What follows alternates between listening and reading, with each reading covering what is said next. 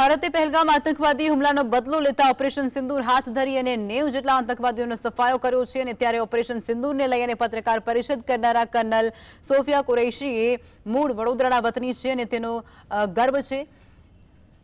એમએસયુમાં બાયોકેમિસ્ટ્રીનો અભ્યાસ કરી અને સોફિયા કુરૈશી સેનાની અંદર જોડાયા અને દેશની સેવા કરે છે। સોફિયા કુરૈશી એમએસ યુનિવર્સિટીની સાયન્સ ફેકલ્ટીની વિદ્યાર્થીની રહી ચૂક્યા છે, ત્યારે તેની સાથે અભ્યાસ કરનારા ક્લાસમેટ દેવેશ સુથારે તેના સ્વભાવની માહિતી આપી। તેઓએ કહ્યું હતું કે સોફિયાએ વર્ષ 1997માં સ્નાતક અને બાયોકેમિસ્ટ્રી વિભાગથી અનુસ્નાતક કર્યું હતું।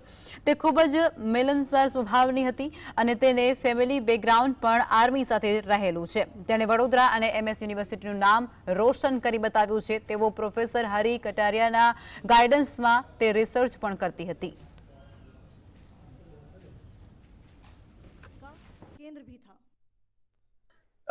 એમના કુટુંબની અંદર પણ એ જ વાતાવરણ હતું અને એને લીધે જ જ્યારે રિસર્ચ કરવાની એમની અંદર શક્તિ હતી, એમની અંદર કાબેલિયત હતી, છતાં પણ જ્યારે સેનામાં એમને મોકો મળ્યો ત્યારે એમણે પાછું કોઈ પણ વિચાર કરે છે સેનામાં જોઈન કરી લીધું એમણે।